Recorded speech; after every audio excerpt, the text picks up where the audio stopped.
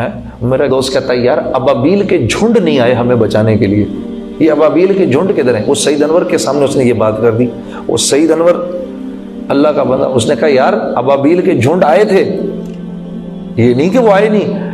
مسلمانوں کی اور جب کافروں کی جنگ ہوئی وہ آئے، وہ آ کے انہوں نے اوپر سے دیکھا، وہ پہچانے نہیں سکے کہ مسلمان کون سے ہیں کافر کون سے ہیں.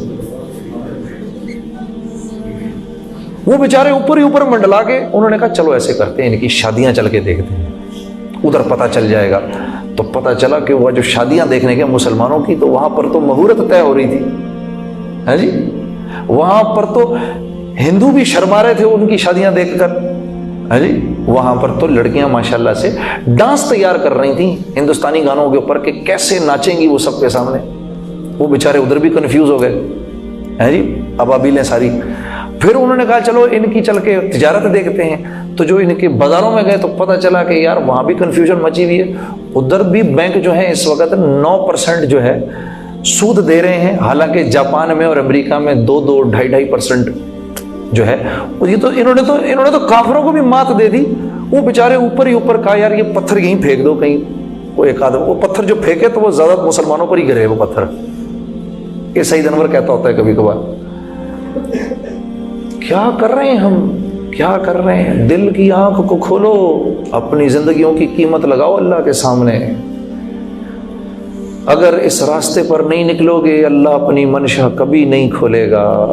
اوپر ہی اوپر پھر پھرا کے بس نیچے ہی نیچے ایسے ہی چلا کے گزر جائے گی زندگی، بے قیمت گزرے گی زندگی. میرے ایک دوست نے کہا بھائی آپ کیا بات کرتے ہیں جنید صاحب، صحابہ بھی تجارت کرتے تھے. یہ آپ کے بھی ذہن میں صحابہ بھی تو تجارت کرتے تھے؟ نہیں کرتے تھے؟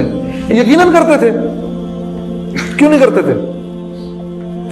حضرت عبداللہ بن مسعود نے تابعین کی ایک جماعت سے کہا کہ تم لوگ آج ہم سے زیادہ عبادت کرتے ہو، لیکن تم میں اور ہم میں فرق یہ تھا کہ صحابہ کے دلوں میں دنیا نہیں تھی، تمہارے دلوں میں دنیا ہے. اور یہ دنیا کیا ہے؟ یہ بڑا ایک ضروری سوال ہے. بھائی دنیا کیا چیز ہے؟ ہر وہ چیز جو تمہیں اور مجھے اللہ کے حکم پر آنے سے روکے وہ دنیا ہے. مثال کے طور پہ اب صحابہ بھی تجارت کرتے تھے. کیا تجارت کرتے تھے صحابہ؟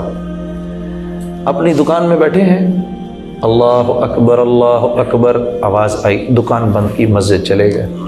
کیوں؟ کیونکہ جانتے ہیں یہ دکان فائدہ پہنچانے میں 100% اللہ کے امر کی محتاج ہے. چلے گئے وہاں پر. اب وہاں بیٹھے ہیں، وہاں پتہ چلا کہ فلاں جگہ کے اوپر اللہ کے احکامات دھڑا دھڑ ٹوٹ رہے ہیں. کون لوگ ہیں جو اللہ کے راستے میں چلنے کے لیے تیار ہیں؟ تو ایک حکم آیا حلال روزی کمانے کا، اس کے بعد ایک بڑا حکم آیا نماز کا، نماز پہ چلے گئے. جب نماز پہ پہنچے تو وہاں پر بڑا حکم آیا ہجرت کے لیے، اس کے لیے بھی اپنے آپ کو پیش کر دیا. صحابہ تجارت کرتے تھے، یہ تجارت کرتے تھے، اس طرح تجارت کرتے تھے صحابہ.